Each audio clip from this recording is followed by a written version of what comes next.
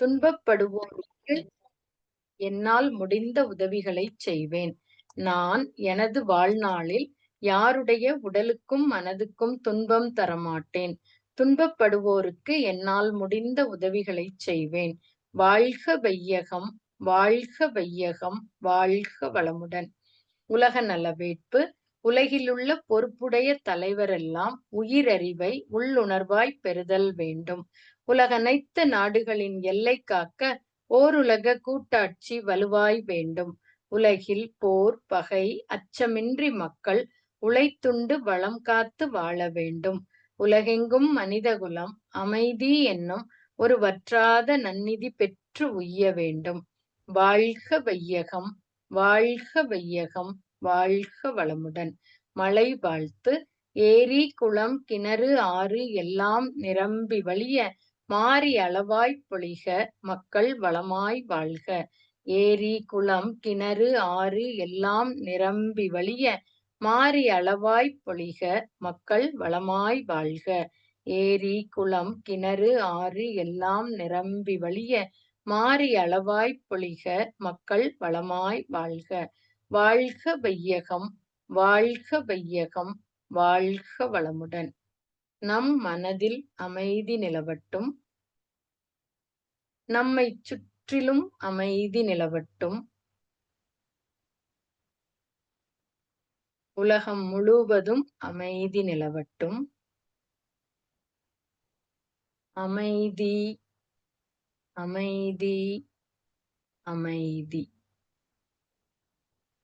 கைகளை அதிக ஓசையின்றி தேய்த்து கண்களில் வைத்து பின் முகத்தை வருடி இரு கைகளையும் தலைக்கு மேல் தூக்கி ஓர் ஆழமான மூச்சு இழுத்து விட வேண்டும். பொழுது கைகளை இறக்கிக் கொண்டு கண்களை திறந்து கொள்ளுவோம். அன்பர்களின் கனிவான கவனத்திற்கு ஒரு நினைவூட்டல். வாழ்க வளமுடன். அருட்தந்தை வேதாத்ரி மகரிஷி அவர்கள் தனி மனிதன் அமைதி பெறுவதற்காக உடல் நலத்திற்கு உடற்பயிற்சி, உயிர் வளம் பெற காயகல்ப பயிற்சி, மனம் அமைதி பெற அகத்தவம் மற்றும் அகத்தாய்வு பயிற்சிகளை அளித்துள்ளார்கள். இத்தகைய சிறப்பான மனவளக்கலை எனும் வாழ்க்கை கல்வியை உலக சமுதாய சேவா சங்கம் ஸ்கை யோகா இணைய வழியே 12 நாட்கள் அடிப்படை பயிற்சியாகவும் அதனைத் தொடர்ந்து 4 மாதங்கள் சான்றிதழ் கல்வியாகவும் நம் இல்லம் தேடி வந்து அளித்து வருகிறது. இந்த சிறப்பான செய்தியினை நமது உறவுகளிடமும் நட்புகளிடமும் பகிர்ந்து அனைவரும் உடல் நலத்துடன் ஆரோக்கியமாக அமைதியாக வாழ நம்மால் ஆன சிறு உதவியினை செய்வோம். மகரிஷியின் கனவாம் உலக அமைதிக்கு நம்மால் இயன்ற சிறு தொண்டினை செய்து குருவின் கனவினை நனவாக்குவோம். மேலும் விவரங்களுக்கு kundaliniyoga.edu.in என்ற இணையதளத்திற்கு செல்லவும். வாழ்க வளமுடன். தவத்தினை தொடர்ந்து நிழலின் அருமை வெயிலில் தெரியும் என்ற தலைப்பிலே சிந்தனை விருந்து வழங்குவதற்காக பேராசிரியர் அருள்நிதி கோதை கோவிந்தராஜன் அம்மா அவர்களை அன்புடன் அழைத்து அமர்கிறோம். வாழ்க வளமுடன் அம்மா. வாழ்க வளமுடன். வாழ்க வையகம், வாழ்க வையகம், வாழ்க வளமுடன். குரு வாழ்க, குருவே துணை. ஆசான் அருட்தந்தை வேதாத்ரி மகரிஷி அவர்கள் நம்மோடு சூக்குமமாக நிறைந்திருந்து நம்மை என்றென்றும் வழி நடத்துவாராக.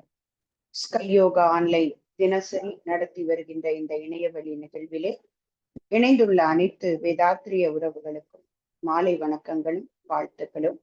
இன்றைய நிகழ்வினை அருமையாக ஒருங்கிணைத்து துரிய தவத்தை நமக்கு வழிநடத்திய பேராசிரியர் அருள்நிதி உமாசங்கரி அம்மா அவர்களும் அவர்தம் அன்பு குடும்பமும் அருட்பேராற்றல் கருணையினால் உடல் நலம், நீளாயு, நிறை செல்வம், உயர் புகழ், மெய்ஞானம் ஓங்கி வாழ்க வளமுடன், வாழ்க வளமுடன், வாழ்க வளமுடன். தொடர்ந்து இன்றைய சிந்தனைக்கான தலைப்பு நிழலின் அருமை வெயிலில் தெரியும். இதற்கு டைரக்டாகவே நம்ம பொருள் எடுக்கும்போது இது நம்ம வாழ்க்கையில அன்றாட வாழ்க்கையில நிறைய உபயோகப்படுத்தக்கூடிய ஒரு பொன்மொழி தான் இல்லைங்களா? வாழ்க்கையில நம்ம பல வசதிகளையும் பல விஷயங்களையும் இயல்பாக்கி கொண்டு வாழ்ந்துகிட்டு இருக்கிறோம். அதெல்லாம் நமக்கு சுலபமா கிடைச்சு வாழ்ந்துட்டு இருக்கும்போது அதனோட அருமையை உணர முடியல. எப்போ அதை உணரோம்னா, அது எல்லாம் நம்மளை விட்டு போகும்போது, அது இல்லாத சூழல்ல தான் அதனோட முக்கியத்துவம் நமக்கு புலப்படுகிறது. அதுதான் இந்த பொன்மொழி நமக்கு அடையாளப்படுத்துகிறது. நிழலின் அருமை வெயிலில் தெரியும். இந்த வெயில்ல போய் கஷ்டப்படும் போது ஒரு மரத்தோட நிழல்ல கொஞ்ச நேரம் நின்னா அந்த சுகம் எப்படி இருக்கு அப்படிங்கிறது அப்போதான் தெரியும் நமக்கு அப்படிங்கிறது. இது டைரக்டான நம்ம பொருள் பொறுப்பு. இங்க வேதாத்திரியத்தோட சிறப்பு என்ன அப்படின்னு சொல்லி பார்த்தோம்னா, எந்த ஒரு வார்த்தையாக இருக்கட்டும், வாக்கியமா இருக்கட்டும், இது போல பொன்மொழிகளாகட்டும், அத வேதாத்திரிய பார்வையில பார்ப்பதுதான் நமக்கு சிறப்பு, இல்லைங்களா? மகரிஷி கொடுத்திருக்கக்கூடிய தத்துவங்கள் சாதாரண மனிதனோட வாழ்க்கையில ஒவ்வொரு நாளும் பின்பற்றக்கூடிய தத்துவம் நமக்கு தெரியும், இல்லைங்களா? இந்த இந்த மனவளக்கலை யோகா என்பது எங்கேயோ எல்லாத்தையும் விட்டுட்டு போய் இருந்து அதை பயிற்சி செய்து அதனால கிடைக்கக்கூடிய அந்த மகிழ்ச்சியை அனுபவிப்பது அல்ல. எங்க பிரச்சனையோ அந்த பிரச்சனைக்குரிய இடத்துலயே இருந்துகிட்டு அங்கதானே தீர்வு, இல்லைங்களா? எங்க தொலைச்சோமோ அங்கேதானே தேடணும். முல்லா நசருதீன் ஒருத்தர், அவரோட ஜோக்ஸ் எல்லாம் நிறைய நல்லா இருக்கும், ரொம்ப அறிவு பூர்வமாக இருக்கும். அதுல அவர் கேட்கிறார், ஒருத்தர் மரத்தடியில இருட்டுல தேடிக்கிட்டு இருக்கார் வெளியே, அதாவது மரத்தடியில ஒரு தெரு விளக்கு, அந்த விளக்கு கீழே என்னமோ தேடிட்டு இருக்காரு. அப்ப இவர் கேட்கிறார், என்ன தேடுறீங்க அப்படின்னு கேட்டபோது, நான் ஊசிய கீழே போட்டு தேடிட்டு இருக்கேன்.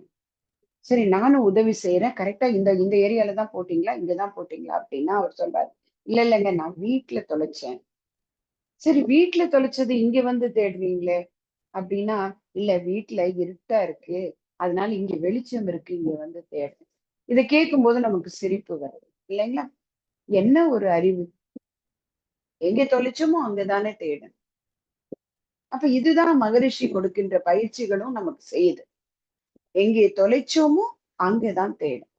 எங்கே நமக்கு கோபம் வருது, எங்கே கவலைப்படுறோம், எங்கே நம்ம உறவுகளோட நம்மால இணக்கமா இருக்க முடியல, எங்கே பிரச்சனைகள்ல மாட்டிக்கிட்டு தவிக்கிறோம், அந்த மாதிரி நேரத்துலதான் இந்த ஃபார்முலா நமக்கு உதவி செய்யுது. மகரிஷி ஒரு பாடல கூட சொல்லுவாங்க, போட்ட இடம் தனில் பொருளை தேடி காணும் பொது அறிவை கூட உபயோகிக்காமல் நாட்டிலுள்ள அனுபோக பொருட்கள் மீது நாடி நிற்கும் மனதை பண்படுத்த வேண்டி காட்டிற்கு போய் கனியும் கிழங்கும் தின்று காலத்தை கழிப்பதனால் பயன்தான். அப்ப எங்கே தொலைச்சோமோ எங்கே பிரச்சனையோ அங்கேதான் தேடும். அப்ப அப்படி கொடுத்த ஒரு பயிற்சி நம்மள என்ன ஒரு ஒரு அறிவின் விழிப்புக்கு கொண்டு போகுதுன்னா, எந்த விஷயத்தை படிச்சாலும் எந்த வாக்கியத்தை பார்த்தாலும் அது வேதாத்திரியத்தோட தொடர்பு படுத்தி பார்ப்போம், இல்லைங்களா? அப்ப அப்படி இப்போது கொடுத்துட்டு இருக்கக்கூடிய தலைப்புகள் எல்லாமே பாத்தீங்கன்னா எல்லாரும் பேசுறது அப்படிதான். இது நம்ம அன்றாட வாழ்க்கையில உபயோகப்படுத்தக்கூடிய ஒரு இலக்கியங்கள் வந்து குறிப்பிட்ட பொன்மொழியாக இருந்தா கூட அந்த பொன்மொழியை நம்ம எதோட இணைக்கிறோம்? வேதாத்திரியத்தோட இணைக்கிறோம். அப்ப அங்கேதான் அதோட சிறப்பு மேம்படுகிறது. இப்ப ஒரு உதாரணம், அப்ப நிலத்தின் அருமை வெயிலில் தெரியும். ஒரு சுகமான ஒண்ணு அனுபவிச்சு அதுல சந்தோஷத்தை பார்த்துட்டோம், அது இல்லைங்கும் போதுதான் அதோட அருமை தெரியுது அப்படின்னு சொல்லுவோம். இப்ப இங்க நிழலை பார்த்தவரும் நாம தான், வெயிலை பார்த்தவரும் நாம தான், இல்லையா? அப்படிதான் இந்த பொன்மொழிக்கு நம்ம பொருள் எடுத்துக்கிட்டு இருக்கோம். நாம தான் நிழல்லையும் நின்னோம், அந்த சுகத்தை அனுபவிச்சோம், வெயில்லையும் நின்னோம், அந்த கஷ்டப்படும் போது ஞாபகப்படுது. இது ஒரு மாதிரி பாணி. இப்ப நம்ம மகரிஷி கிட்ட வந்துட்டோம், பயிற்சியை கத்துக்கிட்டோம். இப்ப நம்ம யோசிச்சு பாக்குறோம், ஏற்கனவே வெயில்ல எப்படி தவிச்சுக்கிட்டு இருந்தோம், இந்த நிழல் எவ்வளவு ஒரு அருமையை கொடுத்திருக்கு. என்னதுங்க? முதல்ல ஆரோக்கியம் அப்படிங்கிற ஒரு நிழல். ஒவ்வொரு எல்லாரும் இந்த பயிற்சியை கற்றுக்கிட்டோம், ஒவ்வொரு வயதுல கத்துக்கிட்டு இருப்போம், இல்லைங்களா? அவரவர்களுக்கு எப்போ அவங்களோட கர்ம வினை பதிவுகள் கொண்டு குரு கிட்ட சேர்த்துதோ அந்த நேரத்துல நம்ம எல்லாருக்கும் கிடைச்சு. ஆனா அது வரைக்கும் வாழ்க்கை எப்படி போச்சு? நம்ம வாழ்க்கையை ரெண்டா பிரிக்கலாம், மனவளக்கலைக்கு முன், மனவளக்கலைக்கு பின் அப்படின்னு பிரிக்கலாம். அப்ப இந்த நிழல் இன்னைக்கு கொடுத்திருக்கே இந்த சந்தோஷம், இத என்னைக்கோ அனுபவிச்சமே ஒரு வெயில், அதை யோசிச்சு பார்க்கும்போது இதனோட அருமை தெரியுது, இல்லைங்களா?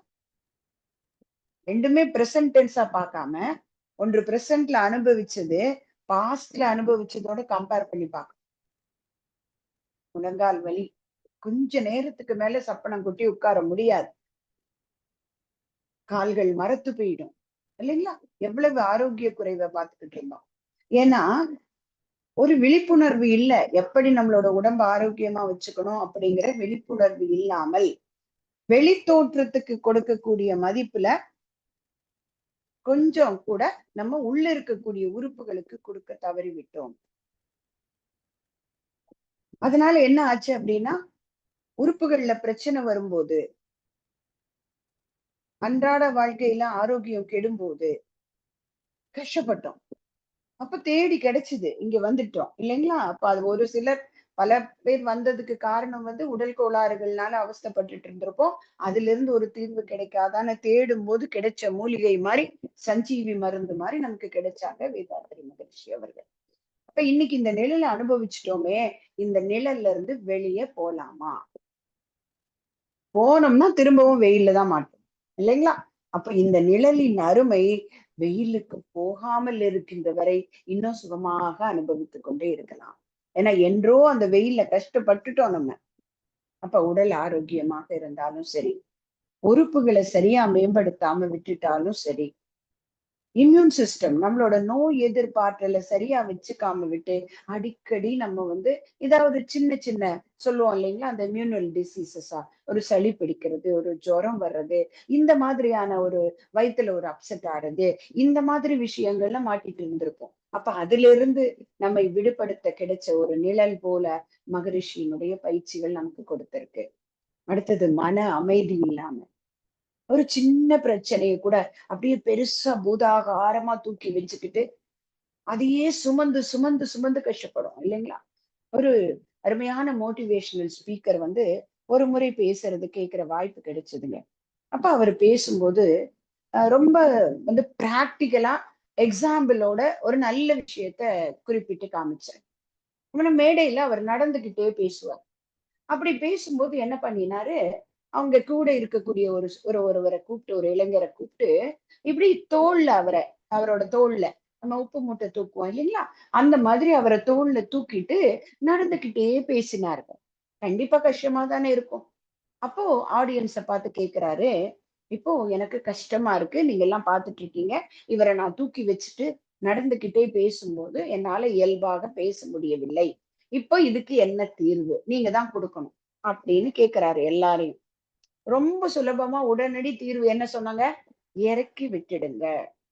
இதுதானேங்க. நீங்களாதான் வலுக்கட்டாயமா அவரை தூக்கி சுமந்துகிட்டு இருந்தீங்க. என்ன சொன்னாங்க? இறக்கி விட்டுடுங்க. இறக்கி விட்டுட்டா ஃபீல் ஃப்ரீ. வெயிட் இறங்கியாச்சு, நீங்க பாட்டு எப்போதும் போல பழைய மாதிரி பேசலாம். வெரி குட் அப்படின்னாரு நாங்க ஆன்சர் சொன்ன உடனே. அப்புறம் தான் பாயிண்ட்டுக்கு வந்தாரு. என்னங்க, இப்படி எப்போதெல்லாம் நாம் மற்றவர்களை பற்றி பேசுகின்றோமோ, எப்போதெல்லாம் தேவையில்லாத விஷயங்களை பத்தி பேசுறோமோ, எப்போதெல்லாம் ஆண்டாள் சொன்னாங்க இல்லைங்களா, தீக்குறளை சென்றோதோம் அப்படின்னு சொல்லி ஆண்டாள் திருப்பாவையில சொல்லுவாங்க. அப்படின்னா என்னங்க, இங்க இருக்கிறது அங்க சொல்றது, தேவையில்லாத விஷயங்களை திரும்ப திரும்ப பெரியப்படுத்தி கொண்டு பேசுவது, இதெல்லாம் என்னைக்கோ நடந்த கஷ்டத்தை திரும்பவும் பேசுறது, இதெல்லாம் எப்பெல்லாம் பேசுறோமோ அப்போதெல்லாம் என்ன கற்பனை பண்ணிக்கோங்கன்னாரு, அந்த நபரை நீங்க தோல்ல சுமந்துட்டு நடக்கிறீங்கன்னு அர்த்தம். அப்ப லிட்ரலா யார பத்தி பேசுறோமோ, யார பத்தி தவறான ஜட்ஜ்மெண்டலா பேசுறோம், நமக்கு உண்மை தெரியாது இல்லைங்களா? அந்த நபர் எந்த எண்ணத்தோட சொன்னாருன்னு தெரியாது. ஆனா நாமளா ஒரு கற்பனை பண்ணிக்கொண்டு அதை பற்றி பேசும்போதெல்லாம் அந்த நபரை தூக்கி சுமந்துகிட்டு இருக்கோம் அப்படின்னு நினைச்சோம்னா உடனே இறக்கி விட்டுடுவோம் அப்படின்னு சொன்னார். எவ்வளவு பெரிய விஷயம் இல்லைங்களா இது? இது இந்த சாதாரணமா ஒரு ஒரு நேரத்துல தேவையில்லாததை பேசி கஷ்டப்படும் போது எதுக்குதான் அவங்கள பத்தி பேசினோமோ, இன்னைக்கு இப்ப அப்படியே என்னோட மனசு பொல்யூட் ஆயிடுச்சு. ஏன்னா பழசெல்லாம் தூக்கி வச்சிருக்கேன் திரும்பியும். தேவையில்லாத பாரத்தை தூக்கி வச்சுட்டு பேசும்போது உடம்புல மனதுல ஒரு அசுத்தம், அதாவது ஒரு தூய்மை கெட்டு போச்சு, ஒரு பொல்யூட் ஆயிட்டோம். இப்ப தெரியுது, ஆஹா மகரிஷியோட பயிற்சி கொடுத்த அமைதிய விட்டுட்டோமே, அந்த நிழலின் அருமை வெயிலில் தெரிகிறது. அப்ப அது என்னைக்கோ அனுபவிச்ச வெயிலா இருந்தாலும் சரி, இப்போ கொஞ்சம் நம்ம வழுவி போயிட்டோம் இல்லையா? மகரிஷி சொல்லுவாங்க. அந்த அயராத விழிப்புணர்வு. இப்ப தவம் பண்றோம் அப்படின்னு சொன்னா, காலையில 20 நிமிஷம், சாயந்தரம் 20 நிமிஷம் தவம் பண்றோம் அப்படின்னா, அந்த தவம் என்பது ஒரு பிராக்டிஸ் தான். இல்லைங்களா? அமைதிக்காக தவம்னா நாள் ஃபுல்லா தவம் இருக்க சொல்லியிருப்பாங்களே மகரிஷி. எப்பல்லாம் நேரம் கிடைக்குதோ அப்பல்லாம் உட்கார்ந்து தவம் பண்ணுங்க. ஒரு நாளைக்கு 10 தவம் பண்ணுங்க, 12 தவம் பண்ணுங்கன்னு சொல்லியிருக்கலாமே. ஏன் அப்படி சொல்லல மகரிஷி? இது ஒரு ஃபார்முலா மாதிரி. இல்லையா? அந்த ஃபார்முலாவ இப்ப நம்ம மேத்ஸ் படிச்சோம். அப்போ ஒரு ஒரு அல்ஜீப்ரால ஒரு ஃபார்முலா. அந்த ஃபார்முலாவ மட்டும் எழுதினா நமக்கு 2 மார்க் தான் கிடைக்கும். அந்த அப்ளை பண்ணி கணக்கு போட்டு அந்த கணக்குக்கு சரியான விடை கொடுத்தோம்னா, கண்டிப்பா நெறைய மார்க் கிடைக்கும். அதே மாதிரி தான் மகரிஷி கொடுத்திருக்கக்கூடிய பயிற்சிகளும். எப்படி உடற்பயிற்சி காலையில 40 நிமிஷம் பண்ணிட்டோம்னா, அன்னைக்கு நாள் முழுவதும் ஆரோக்கியமா இருக்கிறோம். நாள் முழுவதும் எந்தூசியாஸ்டிக்கா இருக்கிறோம். எங்கேயுமே சோர்வு இல்ல. நம்மளோட கடமைகள சிறப்பா, சந்தோஷமா, அமைதியா செய்றோம். இல்லையா? காலையில 40 நிமிடம் தவம் செய்த சாரி உடற்பயிற்சி செய்யறது, அன்னைக்கு மீதி இருக்கக்கூடிய 20, 24, 23 மணி நேரத்தையும் சுகமாக ஆக்கிடுது. அப்ப அதே போலதான் தவமும். காலை, மாலை நாம செய்யக்கூடிய தவம், அதனோட எஃபெக்ட் மீதி இருக்கக்கூடிய நேரத்தில் நம்மிடமிருந்து வெளிப்படணும். அதுதான் நிழலின் அருமை. அத மிஸ் பண்ணிட்டோம்னா, வெயில்ல திரும்பவும் என்பது அதாவது சொல்லுவாங்க இல்லையா மகரிஷி, சாரி திருவள்ளுவர் சொல்லுவார் இல்லையா? எலும்பு இல்லாத ஒரு ஜீவன் வெயில்ல எப்படி கஷ்டப்படுமோ, அது அன்பில்லாதவனை சுடும் அப்படின்னு சொல்லி, "என்பில்லதனை வெயில் போல காயும்" அப்படின்னு சொல்லுவார். அன்பில்லாத ஒரு மனிதனை எப்படி வாழ்க்கை சுடும் அப்படின்னு சொன்னா, ஒரு எலும்பில்லாத ஒரு ஜீவன், ஒரு சின்ன பேனோ இல்ல இது எலும்பில்லாத ஒரு பிராணி, அது வெயில்ல பட்டா என்ன துடிப்பு துடிக்குமோ அது மாதிரின்னு சொல்லுவாங்க. அப்ப அந்த மாதிரி நம்முடைய பயிற்சிகளினுடைய அருமை எப்ப தெரியும்? அந்த பயிற்சிய தொடர்ந்து பின்பற்றும் போதுதான். அப்ப அது நம்ம தலைமுறைக்கு மட்டும் தானா? அடுத்த தலைமுறைக்கும் கொண்டு போய் சேர்க்கிறோம். இல்லையா? மகரிஷி கொடுத்திருக்கக்கூடிய பயிற்சி நம்முடைய கருமையத்தை தூய்மை செய்கிறது. அந்த கருமையம் தூய்மை பெற்று அதனால கிடைக்கக்கூடிய அடுத்த தலைமுறை குழந்தைகள் அவ்வளவு அருமையான கருவிலே திருவுடைய குழந்தைகளை கொடுக்கிறோம். சரி, குழந்தை பிறந்த பிறகு நான் சேர்ந்துட்டேன். அப்பவும் எதுவும் போகல. நம்ம பயிற்சிகள் செய்து செய்து வாழ்த்தி வாழ்த்தி ஒரு தாயும் தந்தையும் செய்யக்கூடிய பெற்றோர் தவம், பிள்ளைகள் நலம் அப்படின்னு மகரிஷி ஒரு இடத்துல குறிப்பிடுறாங்க. அப்போ நாம தானே இன்ஸ்பிரேஷனா இருக்கிறோம் நம்மளோட குழந்தைங்களுக்கு, அடுத்த தலைமுறைக்கு. அந்த இன்ஸ்பிரேஷனா இருக்கக்கூடிய ஒவ்வொரு தாயும் தந்தையும் எப்படி நடந்துக்கணுங்க? நிறைய சேர்த்து வைக்கிறோம் இல்லையா? சேர்த்து வைக்கிறதெல்லாம் என்னங்க? அடுத்த தலைமுறை கஷ்டப்படாம வாழணும் அப்படிங்கிறதுக்காக. ஆனால் அது மட்டும் போராது. எதை சேர்த்து வைக்கணும்? நல்ல கர்ம வினைகளை சேர்த்து வைக்கணும். அடுத்தது சமூக பொறுப்பு. இப்ப இது எல்லாம் சேர்த்து வைக்கிறது நம்மளோட அடுத்த தலைமுறையோட நம்முடைய குழந்தைங்களுக்காக. அதனால அவங்க வெயில்ல கஷ்டப்பட்டுற கூடாது. இப்போ நிழலை அனுபவிப்பவன் நாம். ஆனா அந்த நம்முடைய அடுத்த தலைமுறை குழந்தைங்க வெயிலுக்கு போயிடக்கூடாது. அதுக்காக நம்மளோட நடவடிக்கையில, நம்மளோட செய்யக்கூடிய அற வாழ்க்கையில அதனோட பலனை நம்மளோட குழந்தைங்களுக்கு நல்ல பதிவுகளாக கொடுத்துட்டு போகணும்னு நினைக்கிறோம். இனி சமூகத்தை நோக்கி பார்ப்போம் இந்த தலைப்ப. இப்போ நிழலின் அருமை வெயிலில் தெரியும். என்ன சமயத்துல ஒரு 2000 எனக்கு வருஷம் மறந்து போச்சு இல்லையா? நமக்கு போயிடுச்சு கொரோனா. அந்த COVID-19 2019, 20 என்ன ஒரு ஒரு கொடுமையான காலமா இருந்தது உலகம் முழுவதும் இல்லைங்களா? எங்கேயும் யாரையும் பார்க்க முடியாது. எப்ப பொருட்கள் கிடைக்குதோ உணவுப் பொருட்களை தேடி தேடி எறும்பு மாதிரி சேகரிச்சு வச்சுக்க வேண்டிய கட்டாயம். உடல் ஆரோக்கியத்தை பார்த்துக்கணும். இத்தனை விஷயமும் இருந்தது. அப்ப அதுக்கப்புறம் அது முடிஞ்சு அத ரிலீஸ் பண்ணின உடனே எவ்வளவு ஒரு சந்தோஷமா இருந்தது இல்லைங்களா? இந்த மாஸ்க் போட வேண்டாம் அப்படின்னு கவர்மெண்ட் சொன்ன உடனே அவ்வளவு ஹாப்பியா இருந்தோங்க. ஏன்னா அந்த போட்டுட்டு பேசுறது கஷ்டம், எல்லாம் கஷ்டம் டிராவல் பண்றது.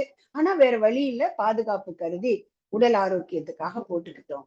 அப்போ இந்த வெயில்ல கஷ்டப்பட்டது நிழல்ல என்ன ஒரு விழிப்புணர்வு நமக்கு கொடுக்கணும்? இந்த மாதிரி ஒரு வியாதி இன்னொரு முறை வருவதற்கு நம்முடைய நடவடிக்கைகள் காரணமாக இருக்கக்கூடாது.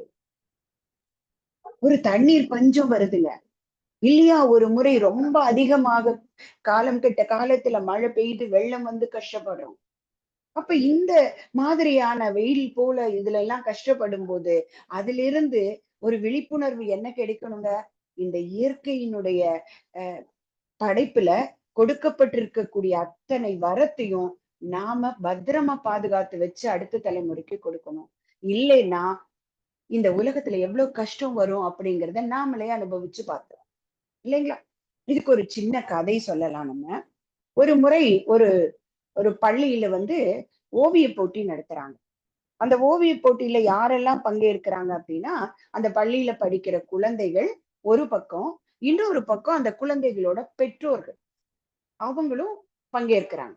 அப்ப முதல்ல என்ன பண்ணாங்க, பெரியவங்களுக்கு சாய்ஸ் குடுத்துட்டாங்க. பெரியவங்க எல்லாம் போய் இத்தனை நேரத்துல படம் வரையணும் அப்படின்னு சொல்லிட்டு அவங்களுக்கான அந்த வரையறதுக்கான பொருட்கள் எல்லாம் கொடுத்து வரையறதுக்கு நேரத்தையும் டிசைடு பண்ணி கொடுத்துட்டாங்க. எல்லாம் வரைஞ்சிட்டு வந்துட்டாங்க. அப்பா அம்மா எல்லாரும் அருமையா வரைஞ்சு முடிச்சுட்டாங்க. அடுத்தது குழந்தைகளுக்கான நேரம்.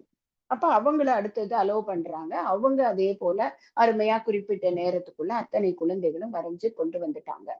இப்போ ரிசல்ட் அனௌன்ஸ் பண்ணணும். எல்லாருடைய ஓவியங்களையும் எடுத்து பாக்குறாங்க. பெற்றோர்கள் வரைஞ்சதெல்லாம் முதல்ல எடுத்து பாக்குறாங்க. அவ்வளவு அழகா வரைஞ்சிருக்காங்க. பெரியவங்க இல்லைங்களா? அவங்களுடைய அத்தனை வருட அனுபவம் அதெல்லாம் சேர்த்து ரொம்ப அழகழகா வரைஞ்சிட்டு அதுக்கு எல்லாத்துக்கும் அப்படியே கலர் சூப்பரா எல்லாத்துக்கும் அழகா இன்னும் இன்னும் இன்னும் நிறைய கலர் அடிச்சு அப்படியே கலர்ஃபுல் பெயிண்டிங்கா ஃபுல்லா பண்ணியிருக்காங்க. அடுத்தது குழந்தைங்களோட பெயிண்டிங் இப்ப பாக்குறாங்க. குழந்தைங்களோட பெயிண்டிங் ஃபுல்லா பிளாக் அண்ட் ஒயிட்ல இருக்கு. எல்லா குழந்தையும் மரம் வரைஞ்சா அதுவும் கருப்பு வெள்ளையில இருக்கு. ஒரு வானத்தை வரைஞ்சா அதுலயும் கருப்பு வெள்ளை. சோ குழந்தைங்க என்ன வரைஞ்சாலும் அது எல்லாமே பிளாக் அண்ட் ஒயிட் கலர்ல இருக்கு. இத இப்ப காமிக்கிறாங்க. உடனே எல்லாரும் இயல்பானது என்னது? யாரு என்ன சொல்லுவாங்க? கண்டிப்பா அப்பா அம்மாவுடைய அந்த பெற்றோர்கள் வரைஞ்சதுதான் ரொம்ப அழகா இருக்கு அப்படின்னு இயல்பா எல்லாரும் சொல்லிடுவாங்க. ஆனா இதுக்கு பின்னாடி இருக்கக்கூடிய அந்த நிழல் நிழல் போல அங்க இருக்கக்கூடிய ஒரு முக்கியமான பஞ்ச் லைன் என்ன அப்படிங்கிறத அந்த நிகழ்ச்சி நடத்தினவங்க சொல்றாங்க. இப்ப ஏன் இந்த மாதிரி நடந்தது அப்படின்னு பார்த்தா அவங்க மொத்தமாக எல்லாருக்கும் இந்த பெயிண்டிங் மெட்டீரியல்ஸ் வாங்கி வச்சிருந்தாங்க. முதல்ல வச்சு எழுதும்போது முதல்ல போகும்போது அப்பா அம்மா எல்லாம் இருந்த கலர்ஸை எல்லாம் அடுத்தவங்களுக்கு தேவையா என்னன்னு யோசிக்காம தன்னோட செயல் மட்டும் நல்லா இருக்கணும், நான் வின் பண்ணணும் அப்படிங்கிற எண்ணத்தோட அத்தனையும் காலி பண்ணிட்டாங்க. ஆனா மிச்சம் இருந்தது என்னங்க? அவங்க யூஸ் பண்ணாத கருப்பும் வெள்ளையும் மட்டும் நிறைய மீந்து போச்சு. அப்ப அதை வச்சுதான் குழந்தைகள் பண்ணாங்க. அந்த குழந்தைங்களோட ஓவியத்துக்கு தான் எல்லாரும் பிரைஸ் கொடுத்தாங்க. ஏன் அப்படின்னு கேட்டபோது இதுக்கான விளக்கம் சொல்றாங்க. இது சமுதாயத்திற்கான பொறுப்பு பற்றிய ஒரு விஷயம். அடுத்த தலைமுறைக்கு தேவை என்பதை உணராம நாம நம்ம கிட்ட இருக்கக்கூடிய அத்தனை இயற்கை வளத்தையும் நமக்கு மட்டும் வேணும்னு உபயோகப்படுத்தும் போது அடுத்த தலைமுறை கஷ்டப்படுது. இப்படி இந்த பெயிண்டிங்ல போல அந்த பெயிண்டிங் மெட்டீரியல்ல மொத்தத்தையும் இவங்க எடுத்து யூஸ் பண்ணி கலர் கலரா பண்ணிட்டாங்க அழகா. ஆனா அவங்க அவங்க மனத்துல என்ன எண்ணம் இல்லைங்க, அடுத்தது குழந்தைகளுக்கு தேவை இருக்கே அவங்களுக்கு கொஞ்சத்தை மிச்சம் வச்சுட்டு போகணுமே அப்படிங்கிற விழிப்புணர்வு பொறுப்புணர்வு இல்ல. அப்ப இது மாதிரிதான் தண்ணிய காத்த இந்த உலகத்துல இருக்கக்கூடிய இயற்கை வளத்தை நாம என்ன பண்ணிடுறோங்க, நமக்கு மட்டும் நிழல்ல சந்தோஷமா இருந்தா போதுங்கிறதுக்காக அளவுக்கு அதிகமாக அனுபவிச்சு அடுத்த தலைமுறையை வெயில்ல தள்ளிடுறோம். இப்ப இதுவும் ஒரு வகையில் பொறுப்பில்லாத செயல்தான். இப்ப மகரிஷி சொல்றாங்க இல்லைங்களா, தான், குடும்பம், சமுதாயம் இந்த மூன்றினுடைய இணைப்பு தான் மனிதனோட வாழ்க்கை. அப்ப இயற்கைக்கும் நமக்குமான இணக்கம் நல்லா இருக்கணும். அதுவும் யோகத்துல முக்கியமான ஒன்று. உடலுக்கும் உயிருக்கும் உடலுக்கும் உயிருக்கும் மனதுக்கும் நமக்கும் சமுதாயத்திற்கும் நமக்கும் இயற்கைக்கும் ஆனா இந்த நான்குலையும் இணைப்பு சரியா இருந்தா தான் வாழ்க்கை இன்பமயமாக இருக்கும். அப்ப அதற்கான பொறுப்புணர்வு நாம நிழல்ல இருந்துட்டு அந்த நிழல் கொடுத்த சந்தோஷத்தை அனுபவிச்சுட்டு அளவுக்கு அதிகமாக போகும்போது அடுத்த தலைமுறை வெயில்ல கஷ்டப்பட வேண்டிய சூழல் வருது இல்லைங்களா? ஒரு அட்வர்டைஸ்மெண்ட் பார்த்தோங்க. ஒரு அப்பாவும் பையனும் கார் ஓட்டிட்டு வருவாங்க. அந்த கார் ஒரு டிராபிக்ல நிக்கும், டிராபிக் சிக்னல்ல. அப்போ பையன் ஸ்டக்குன்னு அப்பாவை பார்த்து சொல்லுவாப்ல, அநேகமா எங்களோட காலத்துல நாங்க எல்லாரும் சைக்கிள்ல தான் போனோம் அப்படின்னு சொல்லுவார். அவங்க அப்பாவுக்கு புரியாது. ஏன் என்ன சொல்ற அப்படின்னா, ஆமா, நீங்க இந்த சிக்னல்ல கூட உங்களோட வண்டியை ஆஃப் பண்ணல, பெட்ரோல் வேஸ்ட் ஆயிட்டே இருக்கு.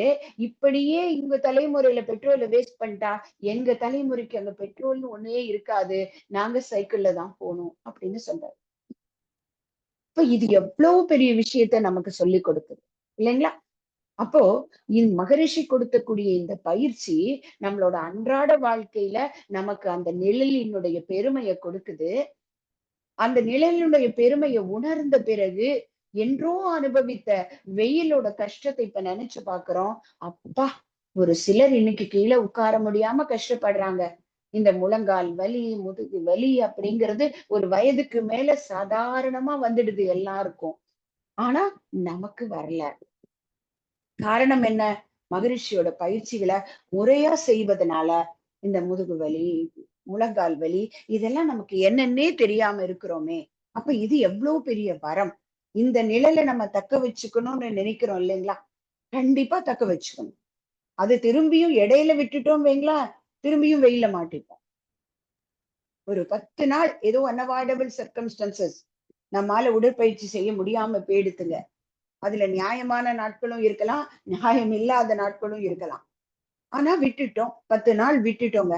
நல்லா தெரியுங்க, 11வது நாள் நடக்கும் போதே தெரியும், இரவு படுக்கும் போது தெரியும். அப்படியே உடம்பே வெயிட்டா நம்ம கஷ்டப்பட்டு தூக்கிட்டு போற மாதிரி இருக்கும். ஏன்னா ஏற்கனவே இந்த சுகமான பயிற்சியை செய்து உடம்புக்கு ஒரு ஃபெதர் டச் கொடுத்து அப்படியே இறகு மாதிரி நம்ம வாழ்க்கை வாழ்ந்துட்டு இருந்தோம். அப்ப அந்த வாழ்க்கையை நாம இப்ப மிஸ் பண்ணும்போது அதனுடைய வலிமை இன்னும் அதிகமா ஈர்த்து பிடிக்கும். திரும்பியும் மிஸ் பண்ணிடக்கூடாது அப்படிங்கிற ஒரு விழிப்புணர்வு வரும் நமக்கு. இது கடந்த காலமும் நிகழ்காலமும் அப்படிங்கிற அடிப்படையில இந்த பொன்மொழியை நாம பார்த்தோம்னா இது விடை.